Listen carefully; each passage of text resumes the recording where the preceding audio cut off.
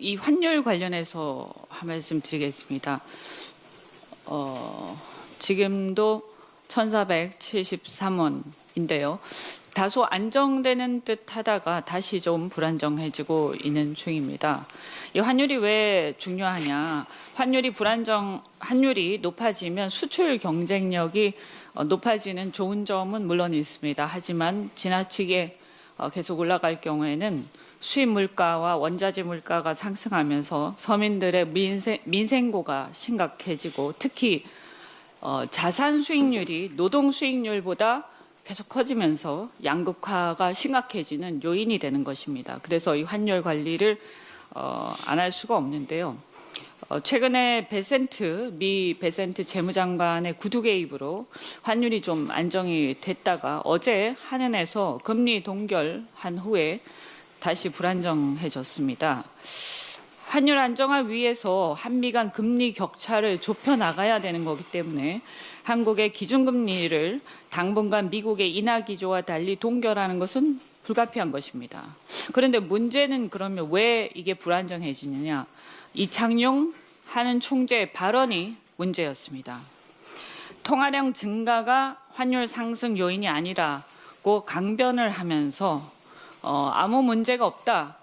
계속 이렇게 노답의 발언을 하면서 시장으로 하여금 아무 대책이 없구나. 그러면 앞으로도 나아지지 않겠구나.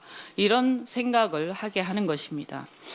이건 매우 심각한 문제라고 생각합니다. 제가 여러 번 이 자리에서 이창용 한 총재에 대한 문제의식을 말씀을 드렸는데 지금 이거는 이제 도가 지나치고 있다. 이대로 묵과할 수 없는 상황이 돼가고 있다고 판단해서 한 번 더 말씀드립니다.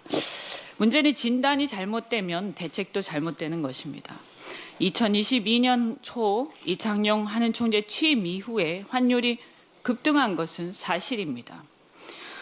이창용 한은 총재는 서학개미 등 남 탓을 그만하고 대책을 내놔야 할 것입니다. 베센트 장관의 구두 개입으로 1% 인하됐지만 그 환율이 안정이 되자마자 이창용 총재의 헛소리, 노답으로 시장이 화난 거 아니겠습니까? 환율 불안정 요인은 하나만으로 단정할 수 없습니다. 통화량 증가 또는 외환의 순유출 모두 해당될 수 있는 것인데 극구 통화량 증가는 요인이 아니다. 이렇게 하면 어떻게 이 상황이 개선될 수 있겠습니까? 환율이란 통화가치의 상대평가입니다. 통화가치의 상대평가.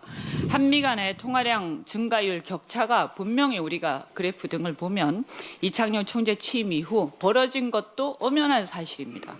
그러면 통화가치의 상대평가가 어떻게 되겠습니까? 당연히 환율 상승으로 이어질 수밖에 없는, 그리고 그것이 이 통화량 증가가 요인이다라고 얘기할 수밖에 없습니다.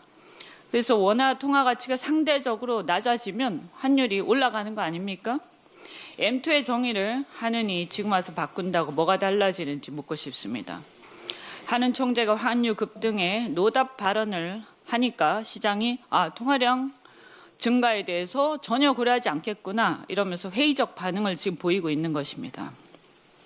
전 세계가 피봇 상황으로 금리 인하 기조와 경기 부양 금리 인하 기조를 계속하고 있습니다. 경기 부양과 경제 성장률을 높이기 위해서는 사실은 금리 인하 기조가 필요합니다. 그러나 우리 한국은 환율 때문에 이 금리 인하도 하기 어렵고 경기 부양을 하기도 어려운 상황입니다. 물론 금리 격차를 줄이기 위해서는 오히려 인상해야 하는 상황이 와 있는데 경기 침체가 심각하기 때문에 이도저도 못하는 상황에 처해 있는 것입니다.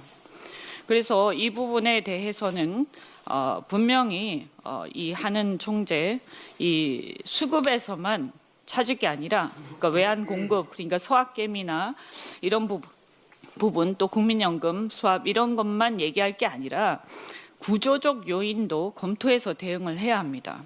통화량 증가율을 통제하고 확장 예정이 불가피하게 경기 부양 때문에 한다 하더라도 한계 내에서 하고 금리 동결 또는 인상할 한국 기업, 외국 기업 모두 국내에서 투자하고 사업하고 싶게끔 인센티브를 파격적으로 도입해서 사업 환경 개선하고 규제 완화가 굉장히 기묘하게 필요한 시점입니다. 특히 하는 총재는 통화량 증가율에 대한 기존의 고집을 벗어나서 이 문제를 겸손하게 어떻게 해결해야 될지 자신이 지금까지 해왔던 통화 정책에 큰 요인이 있다라는 것을 인정하고 진단하고 대책을 모색해야 할 것입니다. 이상입니다.